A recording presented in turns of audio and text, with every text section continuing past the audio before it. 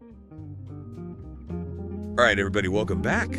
Ready for another deep dive? Yeah, always ready to jump in. Awesome. So today we're tackling something Pretty interesting, I think. yeah, pretty interesting, and that I think everyone's heard this buzzword, the empowered consumer, right? Right.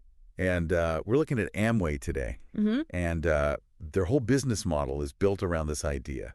They've got what they call IBOs, independent business owners, Yeah. and basically they're these super consumers Right. who are really driving the whole thing. Yeah, the engine of the business, you could say. Yeah, but it really begs the question: Are they really entrepreneurs, or are they just really, really, really dedicated customers? Yeah, Who do you think? that's the big question, isn't it?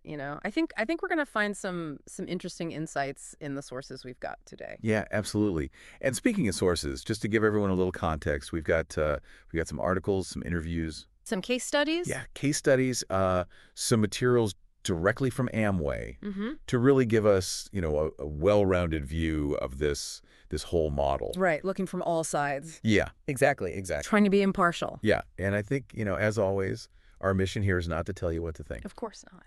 We're diving deep, Yeah. exploring the ideas, the arguments, and, hopefully sparking some interesting thoughts along the way. Always. So, okay, let's get into it. Amway and their IBOs. Well, they were early adopters of this idea, this prosumer concept, this idea of people being both producers and consumers. Right. I mean, they've been doing this for decades. It's amazing. It's almost like they were ahead of their time. In a way, yeah. Yeah, with this whole trend. Mm-hmm. Okay, so I'm gonna make an assumption here. Mm-hmm. I think our listeners, you guys are pretty savvy when it comes to business models, and you probably already have a decent understanding of the whole prosumer thing. Right. We don't need to start from scratch. Yeah. So let's skip like the dictionary definition, and Yeah. jump right into like the heart of Amway's model. Let's get into the nitty-gritty. What makes their approach to prosumers, stand out? What's unique? One thing that I noticed like right away going through all these materials is that they've really created different levels of engagement for their IBOs. Oh, interesting. It's not just like a one-size-fits-all kind of thing. I see. You've got folks who are mostly like product enthusiasts. Right. They love the products, they share their experiences with friends and family. Yeah, word of mouth.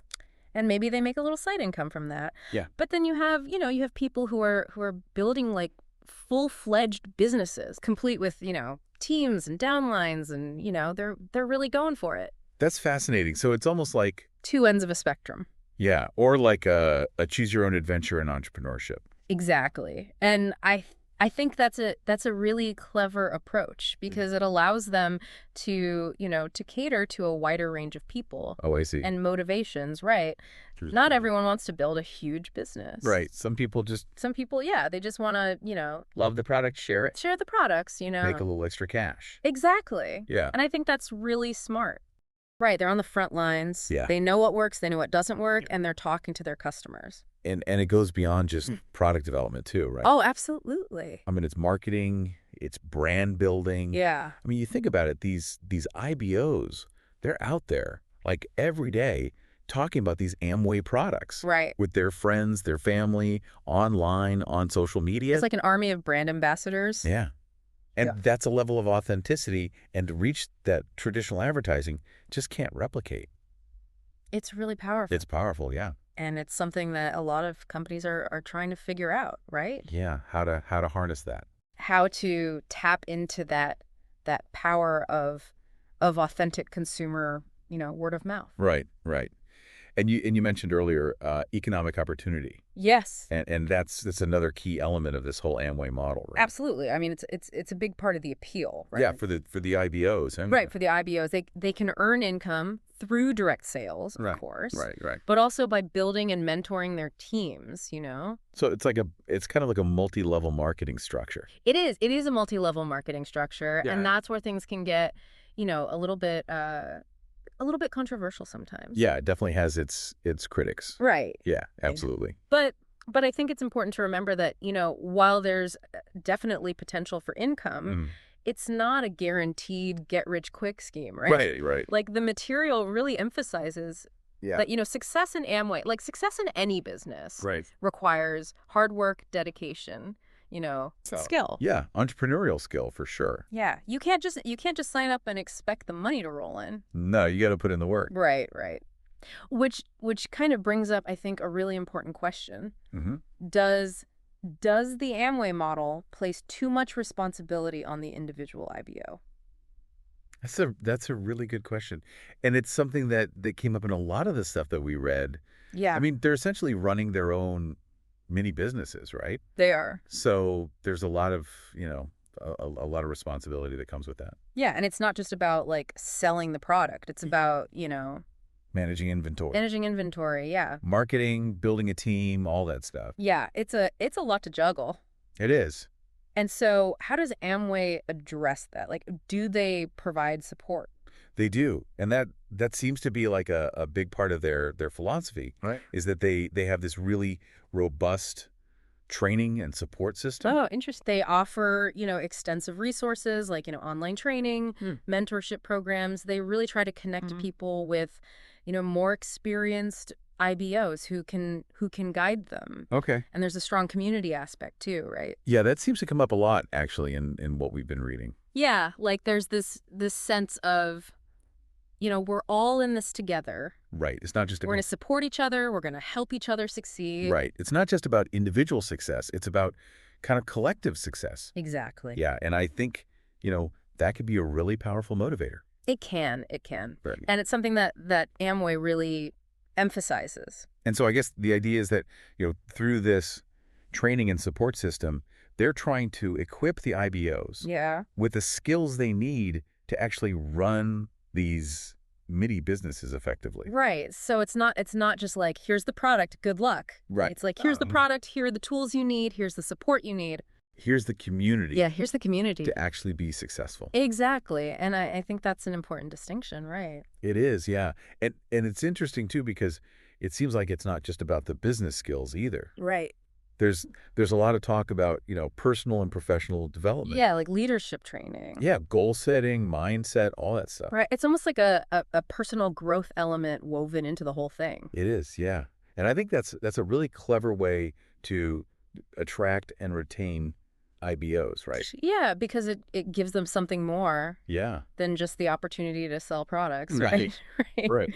It's like they're investing in themselves. Yeah, it's like a whole package deal. Exactly. Yeah, interesting. But I think we have to be honest here. Mm-hmm. There are challenges to this model, right? Of course. It's not perfect. No model is perfect. Yeah, and one of the articles we have here, it really talks about the importance of communication and transparency. Right. Like, IBOs need to have realistic expectations. Yeah. They need to understand what they're getting into. And the work involved, right? Yeah, the work involved. Yeah. It's not a passive income stream. No. You gotta hustle. Yeah, you got to put in the effort. And you gotta be, you gotta be okay with some level of risk. Right. And Amway, on their side, they need to be vigilant about providing that support, Right. Absolutely. Yeah. that guidance, that mentorship, that community aspect. They gotta walk the walk. Yeah, they got to walk the walk. I think it all falls apart, right? Yeah, it could really backfire, I think. Yeah. And also making sure that quality standards are maintained, right? Oh, that's a good point. Even as you're encouraging individuals to be creative and entrepreneurial, Right. you still have to have some kind of, some guardrails in place. Right.